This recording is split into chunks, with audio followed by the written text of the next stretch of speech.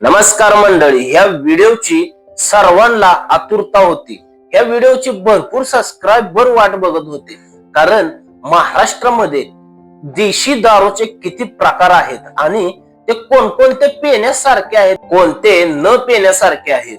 आजच्या ह्या व्हिडिओ मध्ये मी तुम्हाला पूर्ण डिटेल माहिती देणार आहे. ही पूर्ण माहिती गोळा करायसाठी मला 1.5 महिना गेलेला आहे मंडळी, त्यामुळे व्हिडिओ शेवटपर्यंत नक्की बघा. मंडळी, सगळ्यात पहिली ती म्हणजे सर्वांची लाडकी म्हटलं तर टँगो पंच. टँगो पंच महाराष्ट्रामध्ये सर्वात जास्त विक्री होती, कारण जी इंग्लिश दारू पिणारी बी मंडळी आहेत ना, ते सुद्धा टँगो पंच पितात. जेव्हा पैसे खिशात नसतात ना, तेव्हा ते टँगोकडे वळतात. त्यामुळे टँगो पंच ही दारू सर्वात जास्त महाराष्ट्रात विकली जाते. पण मंडळी, टँगो पंचच्या मागची सुद्धा गंमत तुम्हाला ह्या व्हिडिओ मध्ये मी सांगतो. विषय असा आहे बघा, टँगो पंच दारू मध्ये कमीत कमी 30 ते 40% केमिकल असतं मंडळी, आणि अल्कोहोलचं प्रमाण त्या दारूत 42% असतं. प्रत्येकच क्वार्टर मध्ये असतं, दाखवायचं वेगळं आतलं वेगळं असतं.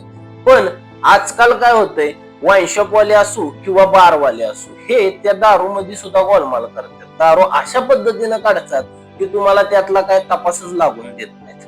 आणि मंडळी, शेवटची तर दारू तुम्ही बघितली तर डोकंच हादरल, कारण काळं टोपान एवढं जबरदस्त म्हटलं जातं.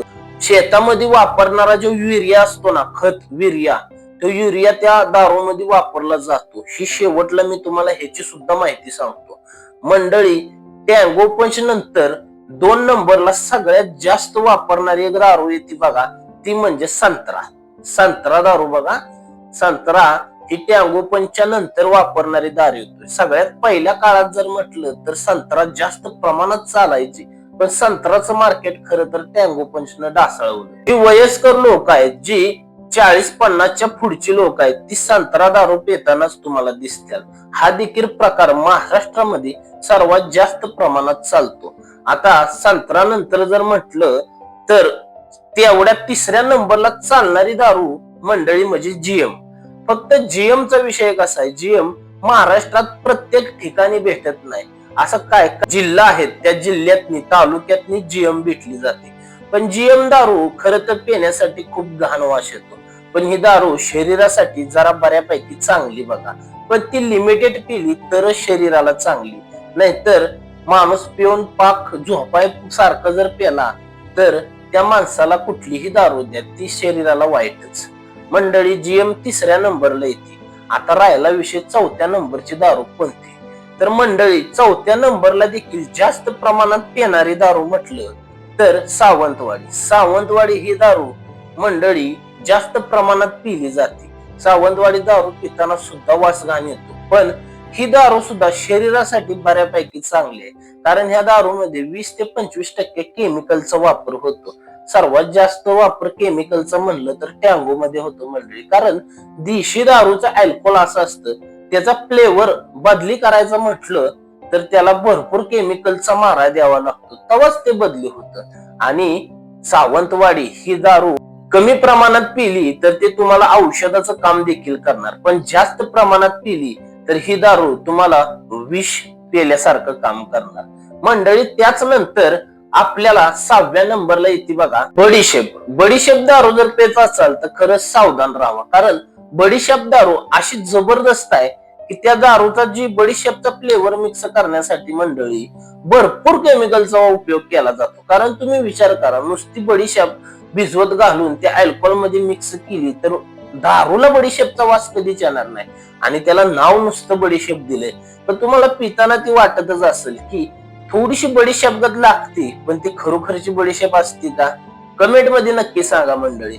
आणि 7व्या नंबरला जर म्हटलं तर आता मार्केटमध्ये माग एक 4-5 वर्षापूर्वी दारू आली, पॉवर पंच. पॉवर पंच ही दारू टँगो पंच पेक्षा बेकार दारू आहे मंडळी, कारण या दारूमध्ये 50% केमिकलचा वापर केला जातो, आणि 50% त्या दारूमध्ये अल्कोहोल असतं.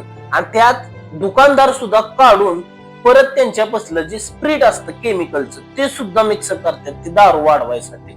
आणि पॉवर पंच दारू पिणारा माणूस कमीत कमी 2 ते 3 वर्षापेक्षा जास्त जगू शकत नाही मंडळी.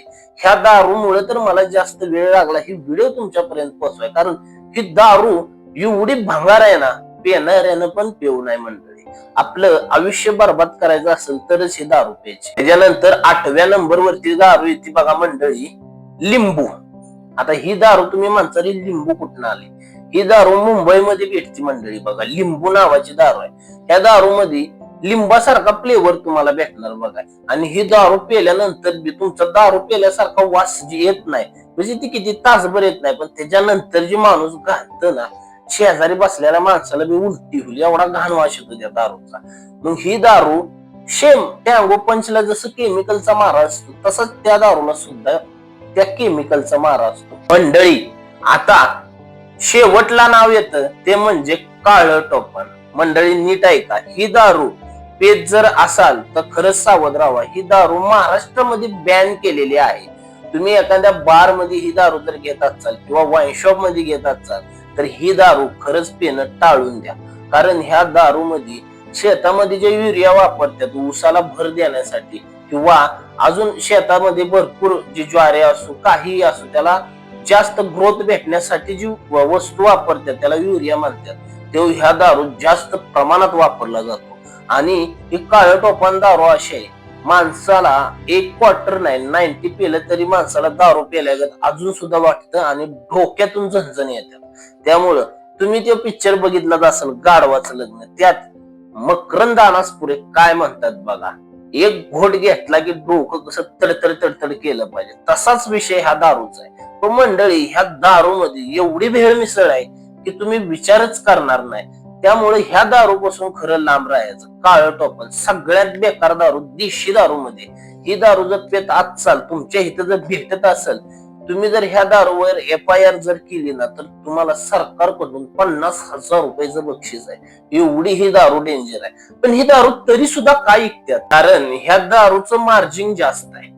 दुकानदाराला ही दारूची बाटली कमीत कमीत 15 ते 20 रुपयाला भेटते पूर्ण क्वार्टर, आणि तीच क्वार्टर दुकानदार 80 ते 85 ते 90 रुपयाला तुम्हाला विकतोय. असा हा दारूचा विषय.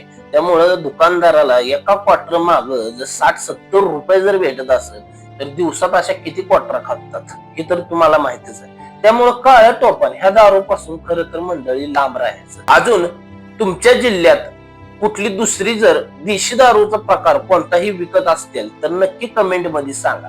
आणि दुसरे किती बघा, ती मुंबईमध्ये भेटती दारू, ती अशी संत्रा बिंत्रा अशा त्या भरपूर दारू आहेत, पण त्या आपल्या देशी दारूत मोडत नाहीत. त्यामुळे त्या फक्त मुंबईसाठी सीमित आहेत. त्यामुळे त्या दारूंचा आपण काय तुम्हाला विशेष सांगितलेला नाही मंडळी.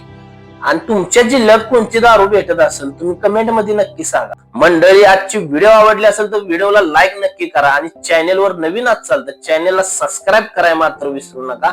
आणि व्हिडिओ कशी वाटली कमेंट मध्ये सांगाय मात्र विसरू नका. धन्यवाद.